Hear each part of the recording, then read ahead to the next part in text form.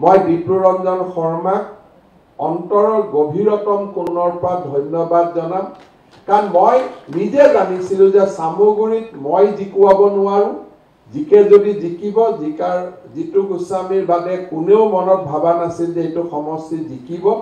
ডিপ্লুৰঞ্জন শৰ্মাক যেতিয়া মই অনুৰোধ কৰিছিলো যে ডিপ্লু তুমি খেলিব লাগে হাৰিবা মই জানো কিন্তু তুমি দলৰ কাৰণে খেলিব লাগে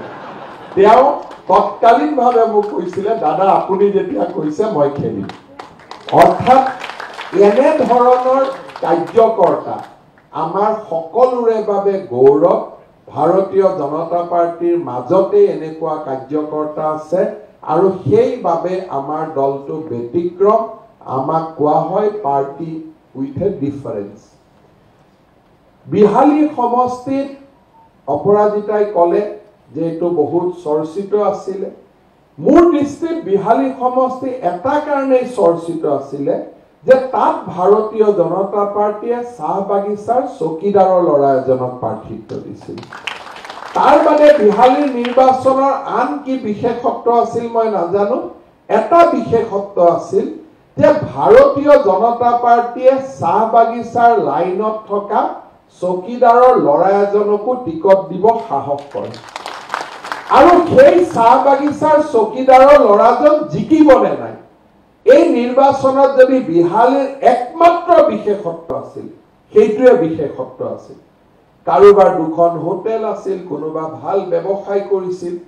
এই সকলোৰে বিপৰীতে কাৰোবাক ৰাজ পৰিয়ালৰ সদস্যই সমৰ্থন কৰিছিল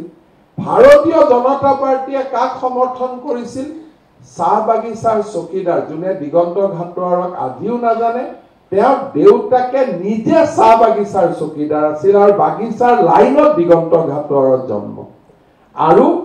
দিগন্ত ঘাটোৱাৰ সেই সময়ত নিৰ্বাচন খেলিছিল যিটো সময়ত আমাৰ দলৰ হৈ নিৰ্বাচন খেলিবলৈ প্ৰাৰ্থী বিচাৰাটো এটা সেই সময়ত টান আছিল দিগন্ত ঘাটোৱাৰে যিকোনো কাৰণতে নহওক বিশ্বনাথ সমষ্টিত বহুবাৰ টিকটো খুজিছিল টিকট দিব পৰা নাছিল কেতিয়াও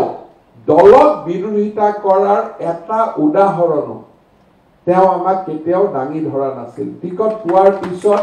দুবাৰ টিকট নোপোৱাৰ পিছত মই প্ৰত্যেকবাৰে দিগন্তক কৈছিলো দিগন্ত উপায় নাই দিব নোৱাৰিলো বেয়া নাপাবা কাম কৰিব লাগিব আৰু মনত এটাও প্ৰশ্ন নোহোৱাকৈ দিগন্ত ঘাটোৱাৰে বিশ্বনাথ সমষ্টিৰ বিধায়ক গৰাকী জিকিবলৈ যোৱা দুইটা নিৰ্বাচনতে অহু পুৰুষাৰ্থ কৰা মই নিজ চকুৰে দেখিছিলো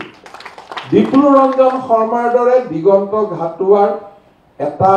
অৱহেলিত সমাজৰ পৰা আমি যেনেকে বোকাত পদুম জন্মে তেনেকে বাগিচাৰ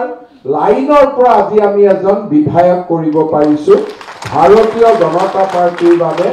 ইউ এক গৌৰৱৰ মুহূৰ্ত কোনে ৰাজ পৰিয়ালৰ লৰাই প্ৰচাৰ কৰিছিল হি চৰ্চাই হ'ব নালাগিছিল চৰ্চা হ'ব লাগিছিল যে বিজেপিয়ে এজন ব্যৱসায়ীৰ বিপৰীতে বাগিচাৰ চাহ বাগিচাৰ চকীদাৰৰ ল'ৰা এজনক টিকট দিব কেনেকে সাহস কৰিম কিন্তু আমি কাৰ কাৰণে সাহস কৰিছিল বিহালী ৰাইজৰ ওপৰত আমাৰ বিশ্বাস আছিল ৰঞ্জিত দত্ত ডাঙৰীয়াৰ নেতৃত্বৰ ওপৰত আমাৰ বিশ্বাস আছিল বিহালী সমষ্টিৰ ৰাইজে ভাৰতীয় জনতা পাৰ্টিক চেনেহ কৰিব মৰম কৰিব হি আমাৰ অটুট বিশ্বাস আছিল আজি আমি পাৰ্চেন্টেজত কোট জিকি যোৱা নাই আমি কোনো বিজয়কে আমি কতো লঘু কৰিব খোজা নাই বিহালী যিসকল ৰাইজে আমাক ভোট দিছে আৰু যিসকল ৰাইজে আমাক ভোট দিয়া নাই সকলোকে আমি একেলগে সেৱা কৰিম আৰু মই বিশ্বাস কৰো যে 2021ৰ পিছত 2026ত আমি আকৌ বিহালী সমষ্টি বহুত ভোটত জিকিম আজিয়ে কোনোবাই লিখিলক বিহালী সমষ্টি ভাৰতীয় জনতা পাৰ্টিৰ লগত আছে বিহালী আৰু বিজেপিৰ একাত্ম সম্পৰ্ক কংগ্ৰেছৰ যেতিয়া গৌৰৱ উজ্জ্বল মুহূৰ্তটো বিহালীত ৰঞ্জিত দত্ত ডাঙৰীয়া বিজয়ী হৈছিল বিহালী এনেকুৱা এটা সমষ্টি যাৰ শিপা ভাৰতীয় জনতা পাৰ্টিৰ শিপাৰ লগত জড়িত হৈ আছে